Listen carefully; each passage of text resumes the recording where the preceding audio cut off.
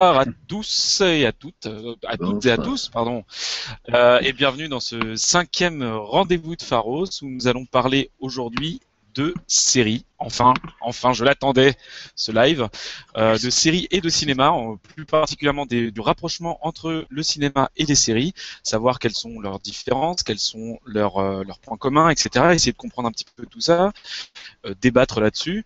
Regardez vos questions aussi et essayer de comprendre ensemble quels sont ces deux médias et comment est-ce qu'ils fonctionnent ensemble. Ce soir, avec nous, nous avons donc Elliot Mini. Bonsoir Elliot Mini. Bonsoir. Bonsoir Elliot Mini. Nous avons Paul de la chaîne de Paul. Bonsoir Paul. Bonsoir. Et nous avons Sylvain et Loïc des Tomatropes. Salut tout le monde.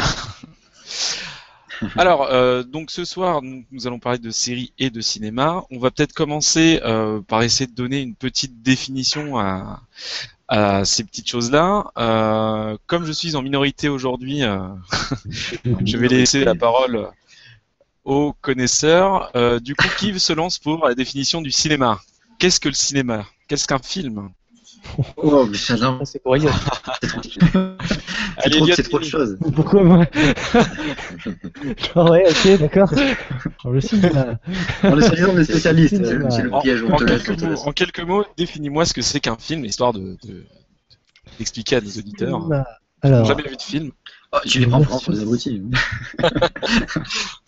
alors, le cinéma, c'est un art audiovisuel, donc qui réunit joué. principalement de l'audio et de l'image en mouvement, afin de narrer des histoires, ou pas d'ailleurs, en tout cas de faire de la...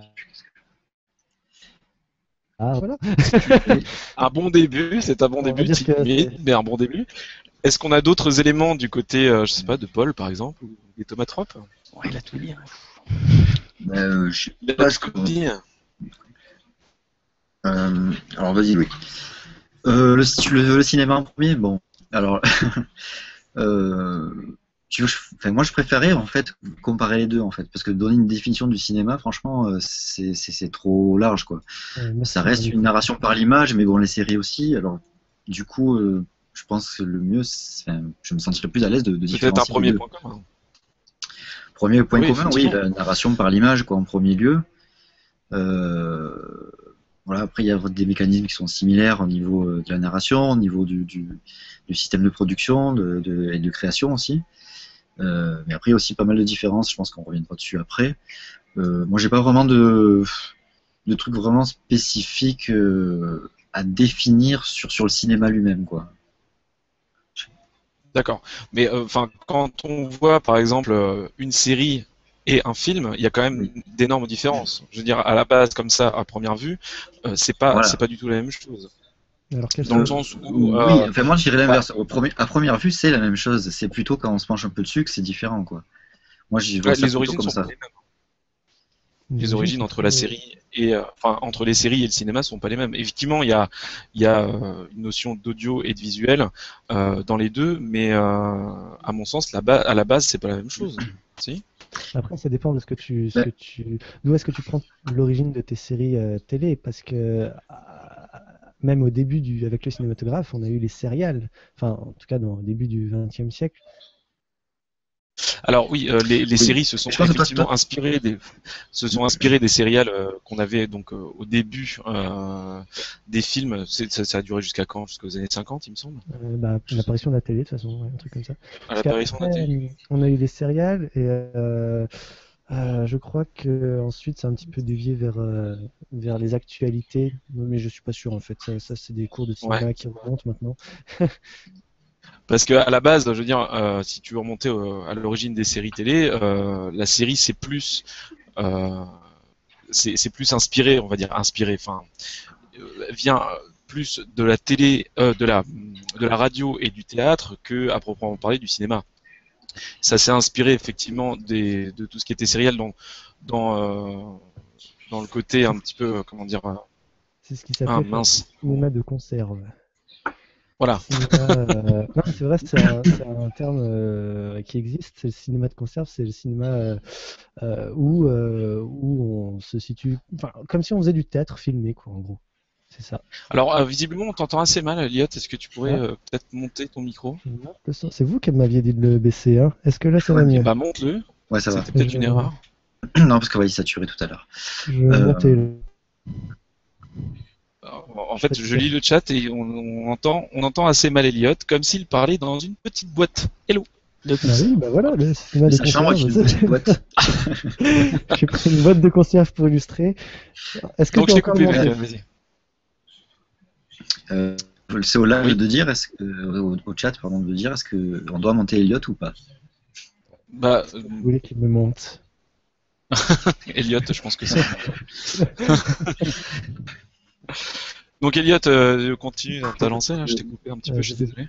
Ah oui, bah non, en fait, j'avais fini. Je voulais que tu rebondisses là-dessus. Le fait que c'était surtout comme des pièces de théâtre, un petit peu comme nos sitcoms des années 90 et même encore aujourd'hui, qui sont des pièces de théâtre qui sont filmées en fait. En fait, la définition du cinéma ou des séries diffère vraiment en fonction de l'époque. Si on en fait là une moderne, le cinéma, le chemin d'un film de cinéma, c'est de débarquer au cinéma et ensuite de sortir en DVD et de passer à la télé encore plus tard. Une série, ça passe pas par le cinéma, par exemple. Oui, il y a un problème, enfin, il y a une différence géographique, c'est-à-dire qu'on est chez soi quand on regarde une série, on est effectivement ailleurs, dans une pièce à part, il y a un côté social.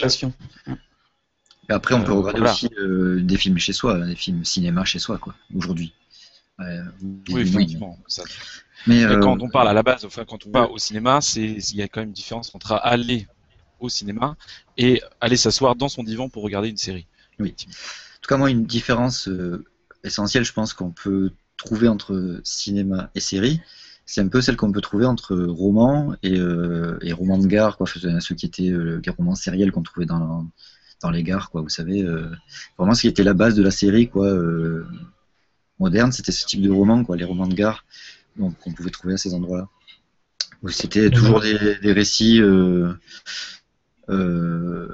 qui finissaient un petit peu sur des suspens, des choses comme ça, pour que le lecteur revienne acheter la prochaine fois qu'il reviendra dans la gare, le prochain épisode, quoi.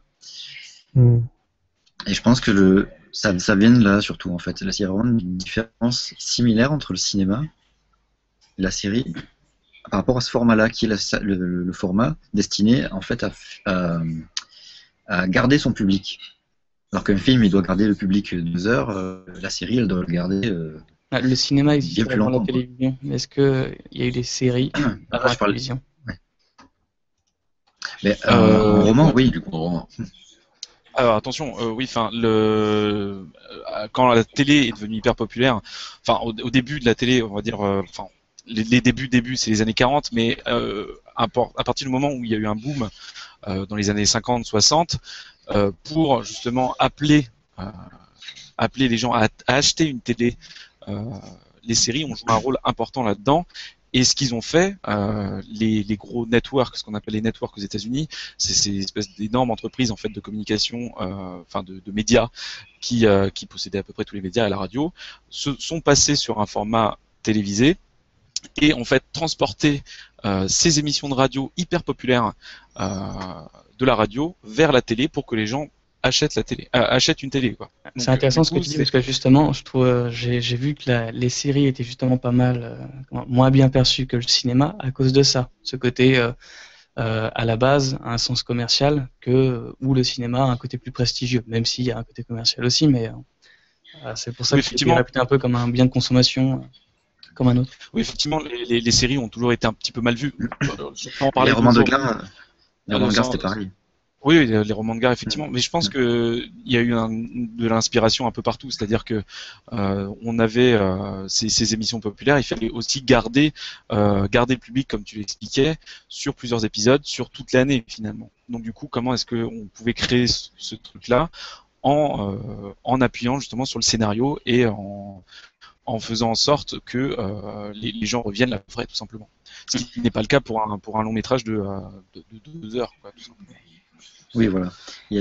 Donc une des différences fondamentales, ce serait donc le scénario. On en convient, non, tous? Oui, bien sûr. La manière d'écrire le scénario.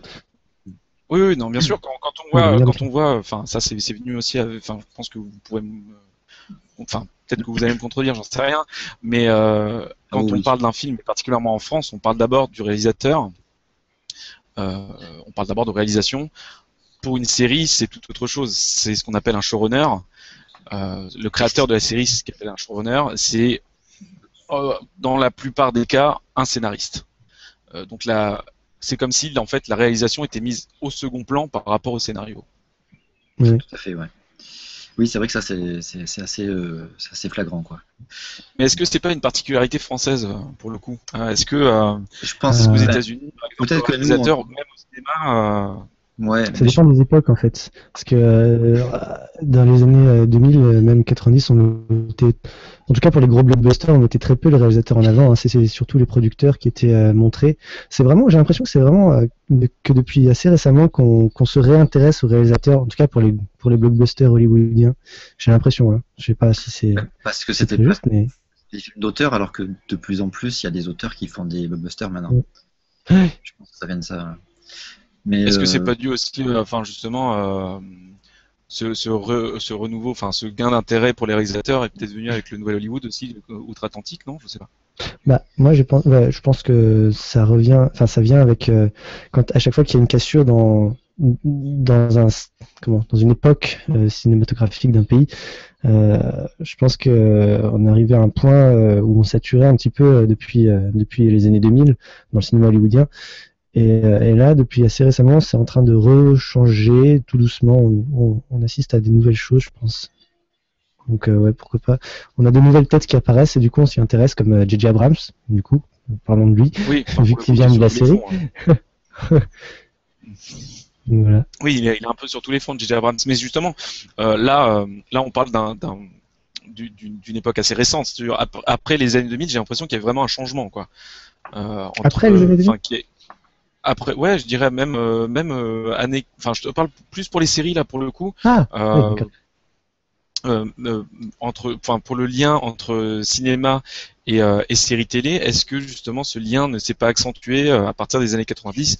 Et je pense particulièrement à Twin Peaks. Ils en parlent dans le chat. Et effectivement, c'est pas faux. Hein, Twin Peaks qui a été réalisé. Pas faux, mais ça n'a pas été un gros succès à l'époque quand même.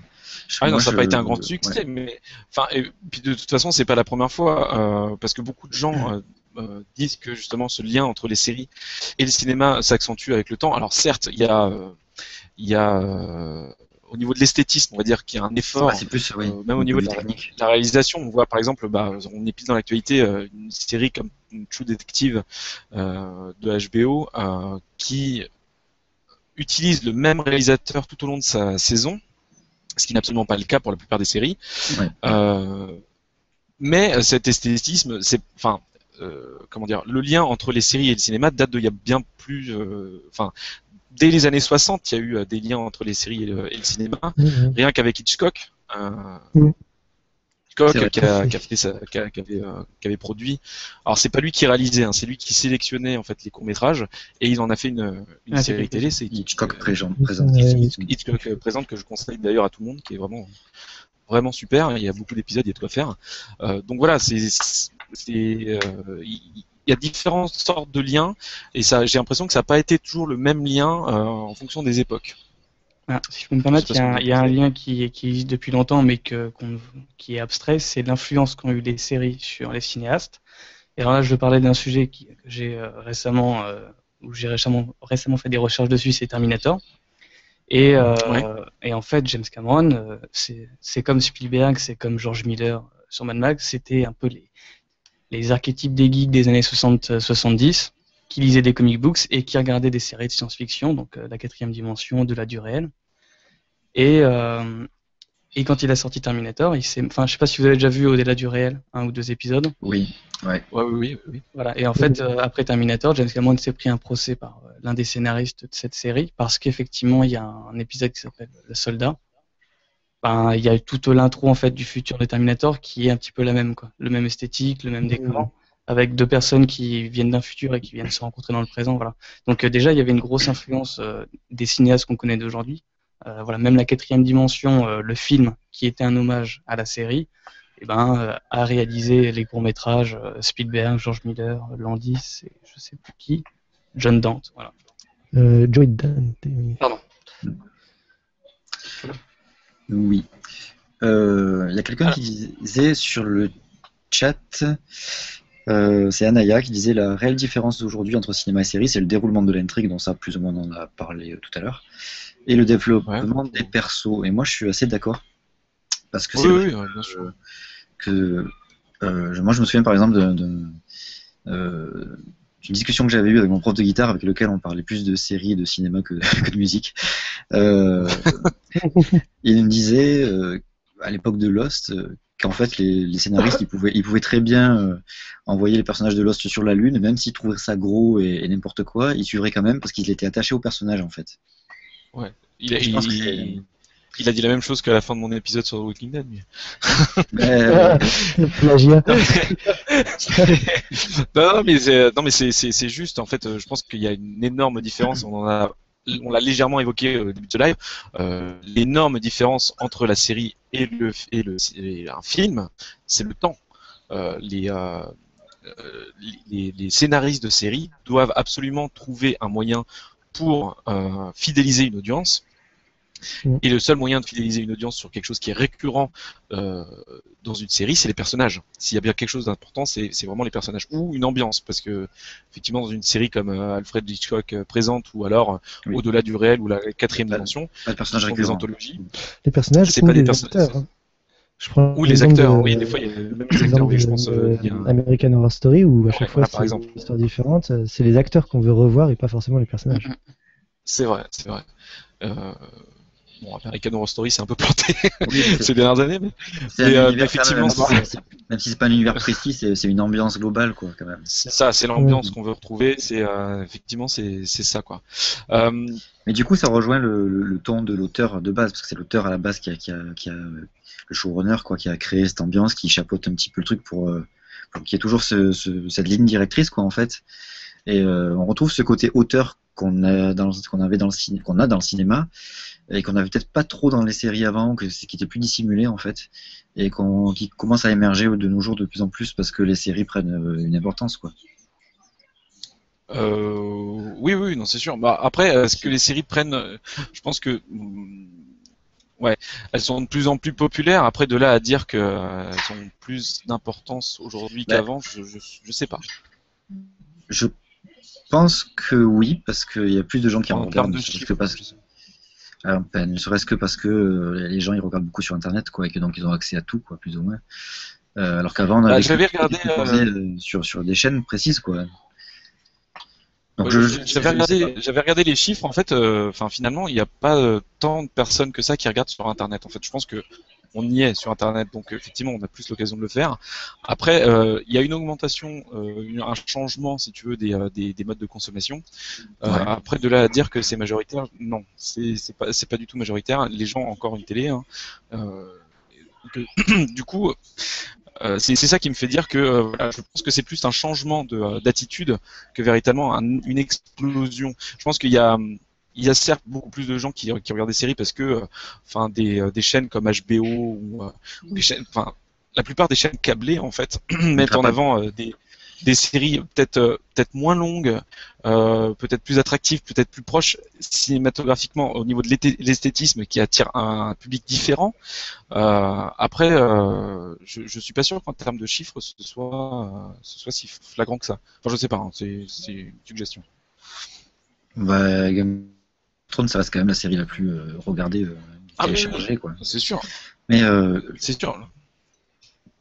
Je sais pas, j'avoue que je ne sais pas. Je disais ça comme ça, mais après, ce qui est sûr, c'est qu'il y a forcément une différence au niveau des producteurs, je pense aussi, qui à l'heure actuelle, du coup, nous permettent de faire, j'ai envie de dire presque tout ce qu'on veut, quoi, pour permettre de faire aux auteurs, aux créateurs de séries, ce qu'ils veulent. Parce que dans les années 80, par exemple, c'était quand même beaucoup plus formaté, ouais. Il fallait toujours la blague de fin d'épisode, il fallait toujours voilà, tout un tas de trucs, comme l'agence touriste où ils n'arrêtent pas de se tirer dessus, mais il n'y avait jamais un seul mort, quoi. Il y a des trucs comme ça qu'on ne pouvait pas faire. On ne pouvait pas le faire, mais Maintenant, ça s'est ouvert et c'est une volonté aussi de production, je pense. Enfin, plus de production que d'auteur, à mon avis. Sinon, je pense que ça aurait été fait. Ouais, plus c'est lié, je pense. Non, Ouais, pardon, vas-y, Elliot.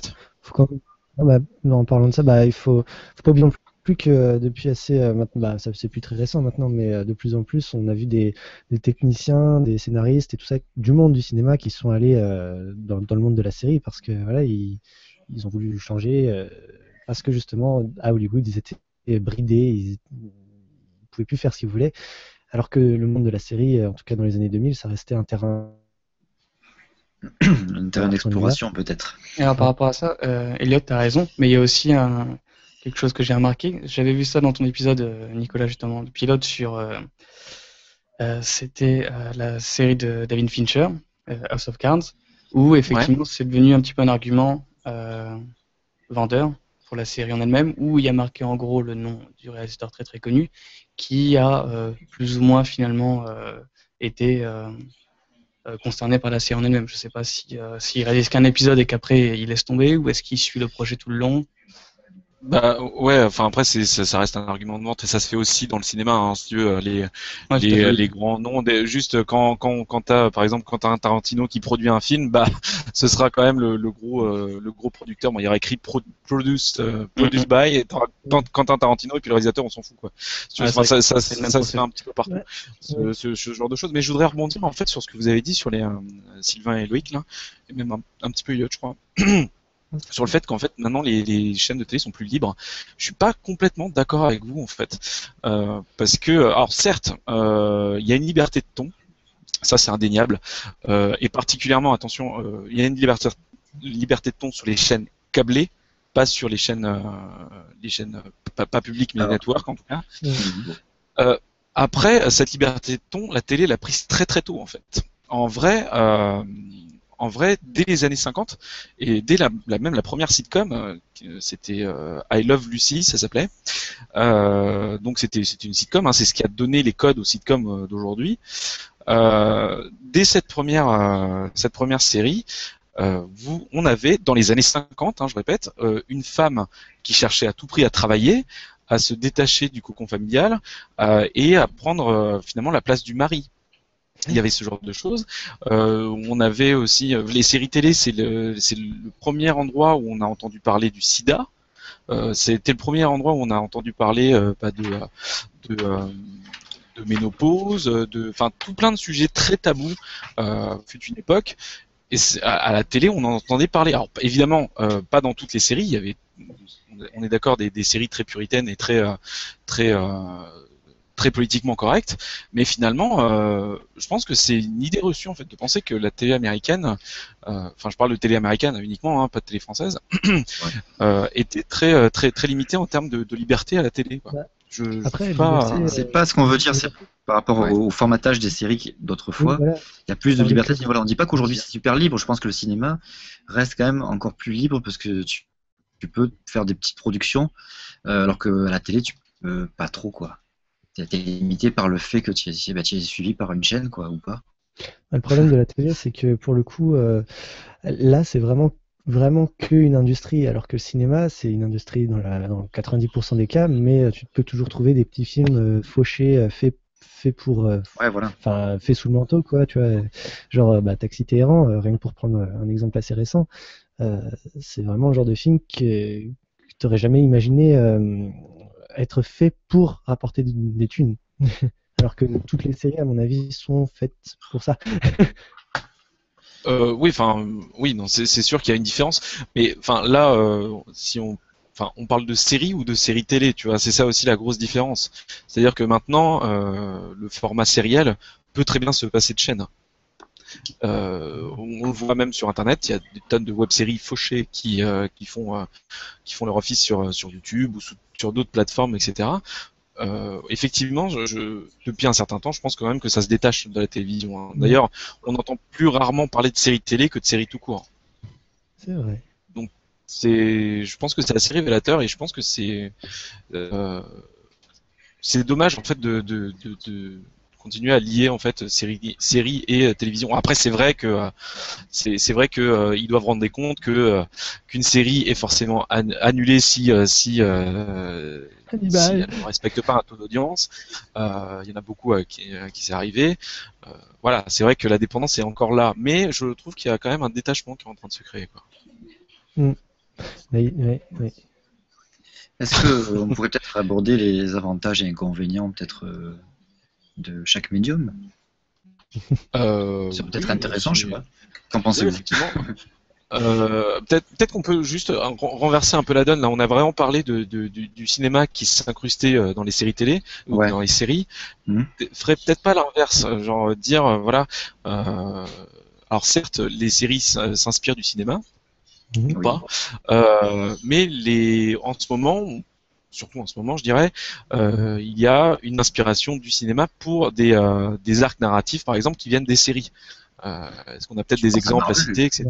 Je pense par exemple à Marvel, effectivement, c'est l'exemple le plus évident qu'on ait. C'est clair. J'ai vraiment du mal à aller voir ces films en tant que film, parce que c'est limite maintenant, quand je suis allé voir le Avengers Age of Ultron, il aurait fallu un previously au début, sérieusement. À un moment donné, on peut plus, parce que j'adore tous les films Marvel, franchement, je suis à fond dedans, hein, mais de les voir comme aller voir.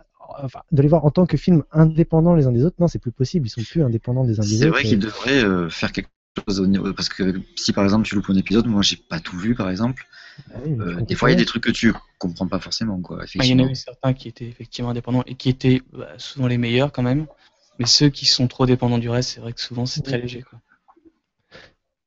En fait, Alors du coup, est-ce qu'on peut encore appeler ça un film, quoi? Enfin, c'est pour ça que, peut-être que ma question était peut-être prématurée au début, à savoir qu'est-ce que c'était qu'un film, parce que une série, quand tu regardes la saison 2 et que tu comprends rien, bon bah tu peux t'en prendre qu'à toi-même si tu veux.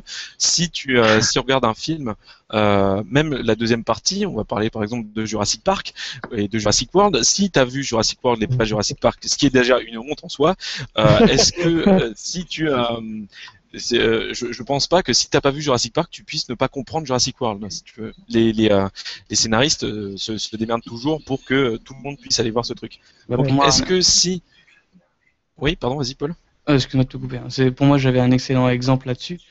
Un film qui vient d'une série, c'est Mission Impossible. Il y en a. On arrive au 5e là. Moi personnellement, il n'y en a aucun que j'ai pas aimé. Et à chaque fois, il n'y a pas besoin d'avoir vu le précédent, ils sont tous indépendants, ils ont tous un style différent. Donc pour moi, c'est un bon exemple d'une saga qui est une série en soi, mais où chaque film se suffit à lui-même en fait. Après, ça dépend. Moi, je pense que si on doit vraiment définir une grande différence entre série et cinéma, c'est dans le mode de production, tout simplement. Et à partir du moment où tu vois qu'une franchise est prévue jusqu'en 2028, avec des scénarios qui sont pas forcément déjà écrits, mais qui sont déjà dont l'évolution scénaristique est déjà posée. Je pense que c'est difficile pour moi de continuer à parler de cinéma, parce que on se rapproche vraiment d'un mode de production à la série qu'on connaît. La sérielle, quoi, oui, effectivement. Il y a tout de suite qui a une chaîne très appropriée pour ce live qui nous dit il devrait y avoir non, c'est pas ça que je voulais dire. Normalement, un bon film, même une suite, doit se suffire à lui-même. Star Wars 5 et 6 sont très bons là-dedans, par exemple. Effectivement. J'allais citer plutôt le contraire en fait. Les Star Wars quand même, justement, c'est une trilogie qui les films ne se suivent pas eux-mêmes pour moi. Mais ça reste du grand cinéma. Si on regarde Star Wars, enfin moi si j'avais jamais vu Star Wars et que je me mettais au 6e d'un coup, je comprendrais pas grand-chose en soi. Mais voilà, est-ce qu'il y a vraiment une différence maintenant, si on prend l'exemple de Star Wars, on va rester là-dessus, est-ce qu'il y a une différence finalement entre imaginons que Star Wars ait été découpé un tout petit peu plus et soit passé à la télé. Est-ce que ça en aurait fait une série du coup? Trek ou pas? Est-ce que du coup, est-ce que c'est juste le fait qu'il soit... De quoi? Du coup, faut bien définir qu'est-ce qu'une série dans ce cas-là. Mais on peut jamais bien définir parce que Non, il y a tellement de choses il y différentes. a toujours la limite entre les deux est toujours vraiment floue. Parce que par exemple, tu prends l'exemple des téléfilms. Un téléfilm, par définition, c'est un film qui a été produit pour et par la télé. Mais sauf que il y a des téléfilms comme Ma vie avec Liberace, qui a été produit par je sais plus HBO, je crois.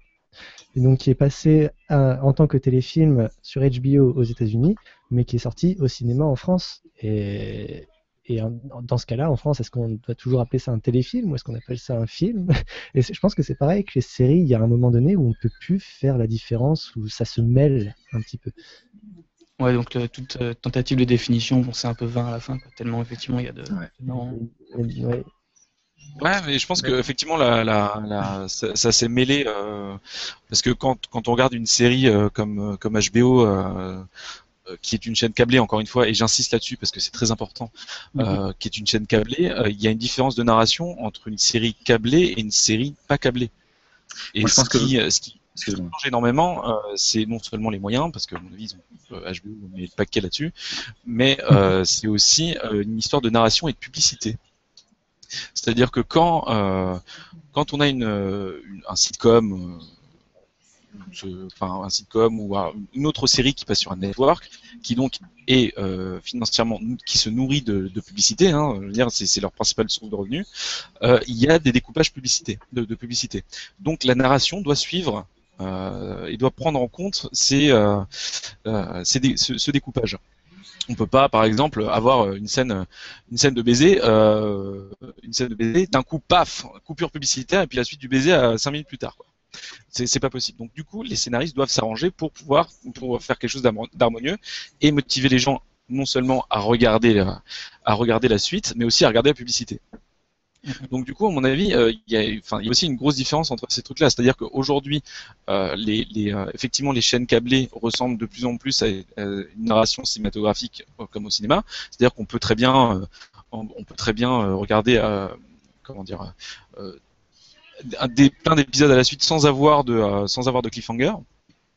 Et de l'autre côté, des scénarios beaucoup plus découpés en fonction de la publicité et même à l'intérieur des épisodes même, avoir des moments de tension, si vous voulez, mais qu'on ne remarque plus parce que du coup on n'a plus la pub, mais qui sont quand même présents. Et je pense que c'est voilà, il y a quand même un rapport là-dessus à faire avec la pub qu'il n'y a pas au cinéma. Et c'est aussi une grande différence qu'on peut noter entre cinéma et séries télé, je pense. Et juste remarque, ça peut paraître du coup horrible de devoir écrire un scénario pour ce type de format, mais ce qu'on remarque quand même, c'est que quel que soit justement le format qu'on vise, il y en a qui arrivent à se démarquer et à faire de très bonnes choses malgré ce genre de contraintes difficiles, quoi. Ah oui, non, mais c'est un talent, je crois, Honor, hein. C'est très très difficile. Il faut rentrer dans une case, il faut pas dépasser. Je veux dire, un timing de série, c'est hyper formaté. Une série HBO, ça dure 1 heure 5 minutes, voire un peu moins. Sur les networks, ça dure 1 heure, mais il faut prendre en compte les coupures pub, donc du coup, ça dure 40 minutes. Enfin voilà, il faut vraiment régler son scénario en fonction de toutes les contraintes. Ce qu'il n'y a pas forcément au cinéma. Enfin, je pense pas. En tout cas, ils sont moins codés que ça. Enfin, je sais pas, vous pourrez peut-être me rebondir là-dessus, non ? Au niveau du temps que doit faire un film. Le temps standard, ça dépend énormément de l'époque pour le cinéma. Depuis toujours, ça a été à peu près 1h30, mais là, on voit que la tendance, elle tend à augmenter vers 2 heures, voire il y a des gros blockbusters maintenant qui font 2h30, 2h45, notamment Avatar. T'as dit un gros mot. Non, mais il y a pas, enfin, je sais pas si on peut pas donner un temps standard pour le cinéma. On peut voir ce qui se dégage de la tendance, mais c'est tout. Il n'y a pas de format. Donc il y a pas vraiment enfin, le producteur peut pas arriver en face du qui va réaliser le film en disant. Si, quand même, non ? Oui, de toute façon, le producteur, aux États-Unis, hein, il maintient, il a toujours le dernier mot sur le film, il a le final cut et tout. Donc s'il dit que le film doit faire 2 heures, le film fera 2 heures. Mais c'est pas pour autant que tous les films hollywoodiens feront 2 heures. C'est ça que je veux dire. D'accord. Oui, mais je pense que quand même, pour le cinéma, il y a quand même un format maximum, quoi. Je pense que il y a peu de chances qu'on en arrive un jour à des blockbusters pardon, qui font plus de 4 heures, quoi, tu vois. Ah, mais ça, on sait pas, tu sais, on a eu une infomaniaque de Lars von Trier qui a fait 5 heures. Hein. Oui, mais c'est Lars von Trier, c'est pas un Oui, blockbuster. c'est pas un blockbuster. Mais c'est pas impossible, hein. C'est pas impossible. Danse avec les loups. C'était pas 4 heures, Danse avec les loups? Après, 3 heures, je crois, 3 heures. après, de l'autre côté, il y a aussi ce qu'on appelle les mini-séries qui font 3-4 épisodes qui peuvent durer une demi-heure, 1 heure. Donc en tout, si on met tout accroché, ça fait 3 bonnes heures, on va dire. C'est comparable au timing d'un long film, on est d'accord, mais Oui. c'est pas une différence entre 2 et 10 heures, quoi, si vous voulez. Mais il y a encore une différence de scénario à mon sens entre c'est-à-dire où on va couper le film, où est-ce qu'on va couper l'épisode, où est-ce que ça va recommencer, etc. C'est toutes des notions de scénario qu'il faut prendre en compte dans une série et qu'on prend pas forcément en compte dans un film. Une On notion divise un de film en actes, les actes sont toujours très différents d'un Pas film à forcément. l'autre. Bah, en tout cas, dans le classique hollywoodien, et puis même encore dans le cinéma du Hollywood, on suivait un développement scénaristique extrêmement précis, donc en 3 actes, avec plusieurs, enfin 2 nœuds dramatiques qui survenaient toutes les demi-heures de film. Ouais. Comme les films faisaient surtout 1 heure et demie à l'époque, bah, ça faisait vraiment 3 actes d'une demi-heure au sein du film. Et c'était extrêmement calibré, surtout pour le classique hollywoodien. Ouais. Ouais, mais c'est. Ouais, vas-y, vas-y. Du coup, on retrouve un petit peu l'écriture série qui doit donc faire quelque chose pour que le public revienne après la pub, quoi. Même si là, il n'y avait pas de pub dans le cinéma, et c'est un moyen de rythmer aussi, même si on pense pas à la pub en tant que telle, ça permet de rythmer le récit. Mm. Parce que quand on regarde les séries en dehors de la télé, comme certaines personnes le font, je ne citerai personne, je pense que on s'aperçoit pas forcément toujours à quel endroit est passée la pub, même si des fois on s'en doute. C'est pas toujours Il y a toujours un petit logo qui traîne. Il y a toujours un petit logo qui traîne. Oui. Je sens qu'il y a une différence de son. Enfin, ça s'entend. Oui, mais c'est pas toujours hyper flagrant, quoi. C'est ça que je veux dire. En termes de récit. Oui, non, c'est sûr. Mais c'est ce qui était assez étonnant parce que quand on disait pour. Non, vas-y. Je rebondirai. Non, c'était pour parler justement, justement pour parler de ce découpage. Ce qui m'avait assez marqué, c'était, je sais pas si vous vous souvenez de la version suédoise ou norvégienne, je sais plus, de Millennium. Oui. Millennium, c'était une trilogie qui est sortie au cinéma. Il me semble qu'ils l'ont divisé en plusieurs épisodes pour les passer sur Canal en série. Ils ont rajouté aussi des scènes, hein. Ils n'ont pas fait que couper, quoi. Ils ont rajouté. Ah d'accord, il y avait des scènes rajoutées. Mais en fait, c'était des scènes qui étaient tournées, mais pas montées, quoi. En fait, c'est pour le film. D'accord, donc en fait, ils ont vraiment recalibré le truc, quoi. D'accord. Oui, bah après, c'est plus qu'ils ont mis le roman plus complet, quoi. En fait, ils ont pas vraiment recalibré série plus que ça, quoi. Ils ont pas. Parce que je sais pas si ça passait peut-être mieux en série qu'en film, mais en film, en tout cas, j'ai regardé la trilogie. Bon, ça m'a pas passionné plus que ça, mais peut-être en format série, tu vois, avec justement un scénario fait pour des capsules d'1 heure. Peut-être que ça serait passé mieux, non? Qu'est-ce que tu en as pensé? Tu l'as vu en série ou en... Oui, j'ai vu les deux. Et le problème, c'est que j'avais vu les films peu de temps avant, alors c'est un peu difficile en fait à appréhender. C'est intéressant, mais c'est franchement, enfin, non, c'est pas vraiment bien adapté série, je trouve. D'accord. Quand on a vu moi qui ai vu le film avant, voilà, je sais quels trucs ils ont rajouté. Et au final, un épisode, bah, ça s'arrête des fois. Bon, enfin, c'est pas toujours sur des trucs un peu intéressants. C'est pas toujours sur des trucs intéressants, quoi, je trouve. Ça se finit en un boudin. Ouais, ils sont pas trop mal démerdés. Ils sont débrouillés quand même pour couper à des endroits pas mal, mais on sent que c'était pas fait pour, quoi. Voilà. À la base, c'était pas destiné à ça, je pense. Voilà. Ok. Très bien. Sur quoi rebondir, mes amis? Sur quoi rebondir? Sur un trampoline. Tu sors. T'avais évoqué, C'est un blâme, ouais. Elliot. Lui-même, On avait évoqué ces difficultés. C'était quoi que tu avais proposé tout à l'heure Qui? sur les. Je sais pas si c'est Loïc ou Sylvain qui avait proposé les. Les avantages et inconvénients. Voilà, les avantages et les inconvénients du cinéma et des séries. Alors j'ai vu passer dans le chat un moment. Alors attendez, il faut juste que je retrouve sur le prix entre cinéma et série. Donc du coup, est-ce que justement, est-ce que les séries sont peut-être moins aptes à produire quelque chose de grandiose qu'on peut, à l'image en tout cas, comme le pourrait être le cinéma, par manque de budget ou pas? C'est toi qui regardes Game of Thrones. Hein. Je pense que Game of Thrones explose un petit peu beaucoup de films qui ont de plus gros budgets que lui, quoi. Ça dépend vraiment de ce qu'on entend par ça, quoi. Enfin, moi personnellement, c'est pas un budget qui va me faire triper quand je vois un film. Et ça, c'est bien pareil, ouais. En tout cas, c'est un indicatif de à quel point la série a pris de l'importance, que le budget est autant explosé quand même même si Game of Thrones garde un budget bien en dessous de ce que peuvent être les films, c'est quand même tout autre chose. C'est un gros budget pour la télé, ouais. C'est un énorme budget pour la télé, ouais. J'avais dit, je sais plus combien, c'était 5 ou 6 millions de dollars par épisode.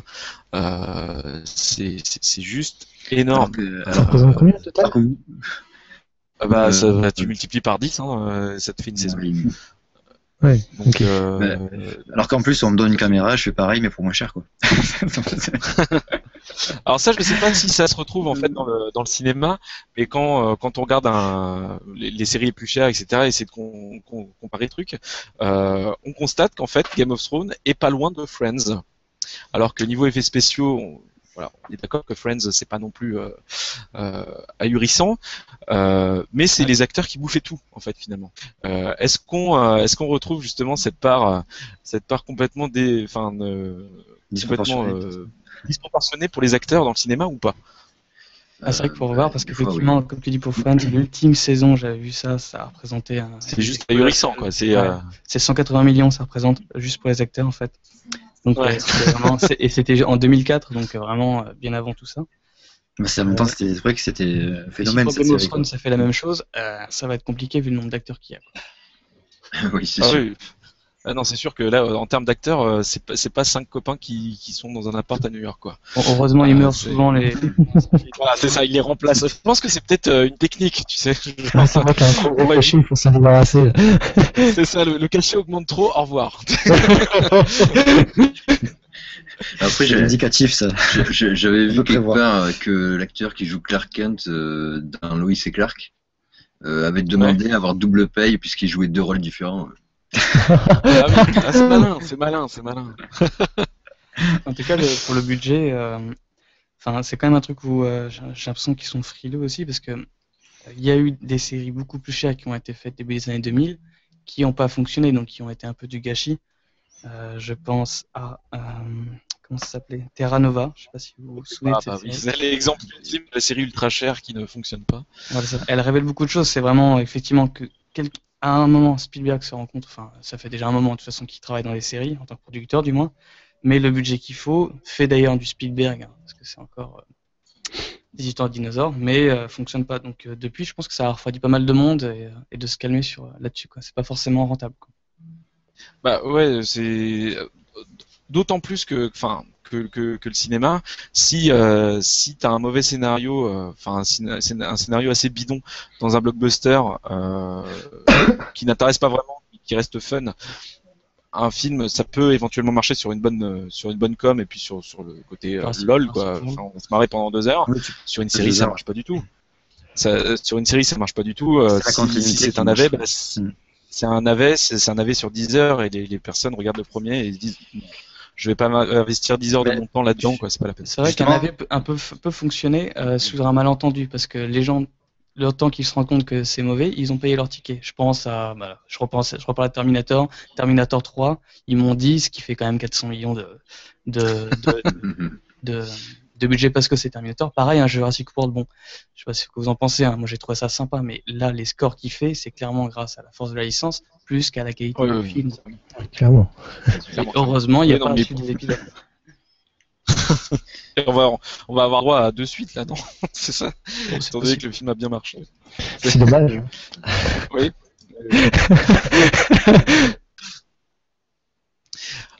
J'avais